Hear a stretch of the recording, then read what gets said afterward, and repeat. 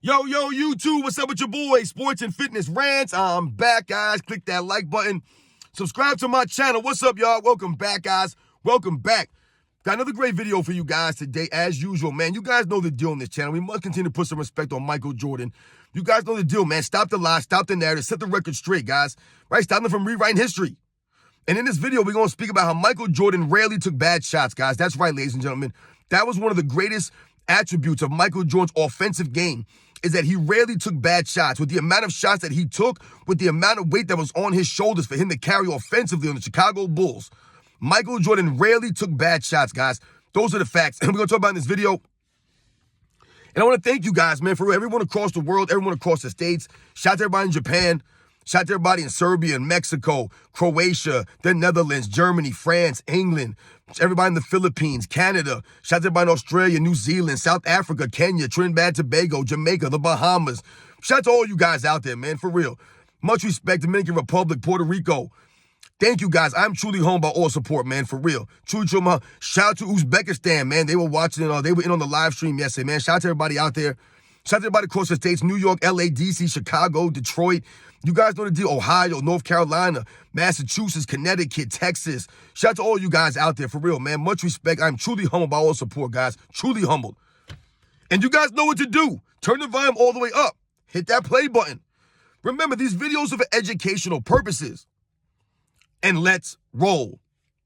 So, yes, guys, like I said, man, we're going to talk about how Michael Jordan rarely took bad shots throughout his career, guys. Those are the facts. Those are the facts, guys. And I'm telling you right now, that's one of the things that separates Michael Jordan from a lot of other, right, great scorers, guys who could score high volume, right, a lot of points, right, quickly, guys who go very potent scores. Michael Jordan rarely took bad shots. And I've told you guys, it was even more impressive because Michael Jordan, throughout his entire career, had to carry the Chicago Bulls on the offensive end. He was the guy that the Bulls ran their offense through. From the minute he came in the league, guys, that was the responsibility of Michael Jordan throughout his entire career. I told you, he never played with another offensive scorer, a guy that can consistently get his a basket at a high level. He never had a guy like that. He was that guy for the Bulls. Right? So when we think about those aspects, it's even more impressive that Michael Jordan really rarely took bad shots, guys. Now let's think about this. Oftentimes on this channel, I've told you guys in the past that if you watch Michael Jordan's early career years, right, the first 3-4 years of his career, what you often will see is what?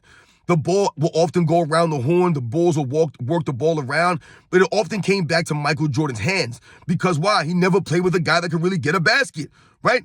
Orlando Woolridge really was not that dude, man. He was not. The Dave Corzines, the Quentin Dailys, the Charles Oakleys, right? The John Paxsons. Some of these guys he played with in those early couple of years, these guys were not known as scorers, guys that can go and get a basket, or guys that were confident taking shots like that. So oftentimes the ball would work itself back to Michael Jordan's hands.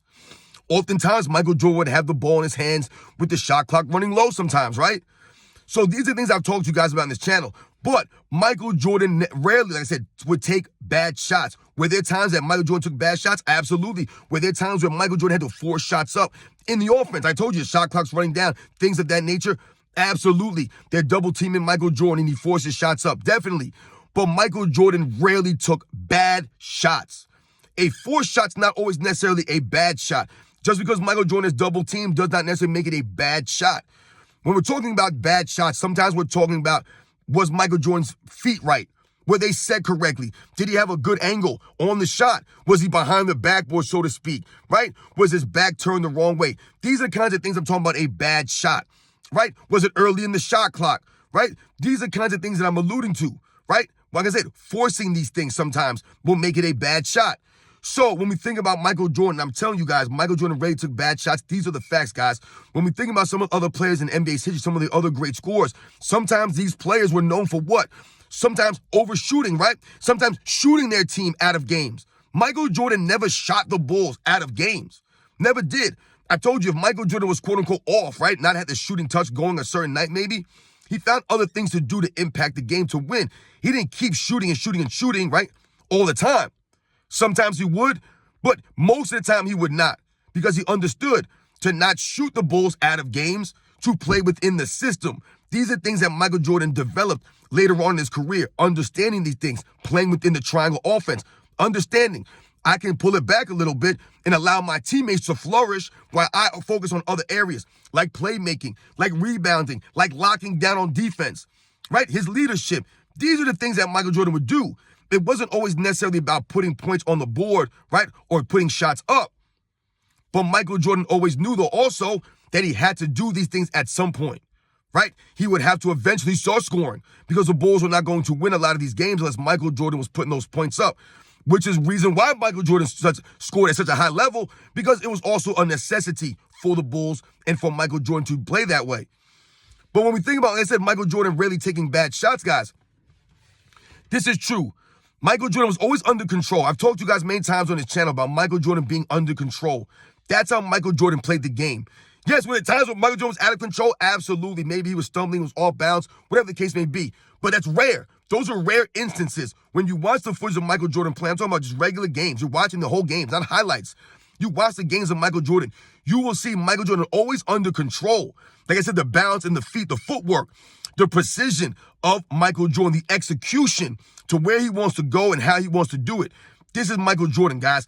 A lot of other players don't have that focus, right? The consistency to always have that stuff. So they force shots, they're off balance, right? Things of that nature. And they end up taking bad shots. But this is not Michael Jordan. He always, or most of the time, was under control, right? Had his feet underneath him, had his balance, right? Had his shoulders squared, all of these things. And that went to why Michael Jordan was oftentimes, right, successful, right? Because he took good quality looks. He wasn't going to let the defense force him into bad looks, right? That was part of like the Jordan rules. They would try to force Michael Jordan into looks, into areas on the court where he didn't necessarily want to be, right? That was part of it. And they forced Michael Jordan to work on his overall game so that those weren't really options anymore. There was really no place you could force Michael Jordan. And that's what made him not have to force many shots up or take quote-unquote bad shots. Because there really was no place you could force Michael Jordan where he was not effective. And like I told you, he was not going to force things just to force it.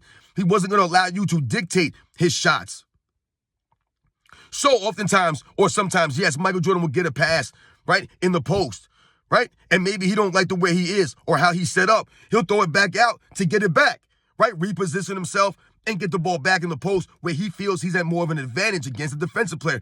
This is the IQ of Michael Jordan. This is the grace of this man. These are things that he would do, right? So oftentimes, as you watch Michael Jordan throughout his career, what you would see is Michael Jordan taking better, right, better and better shots over the course of his career. So that he, like I said, he wasn't going to force these bad shots in bad angles, in traffic, on double, triple teams, where he did this a lot early in his career because he had to do these things.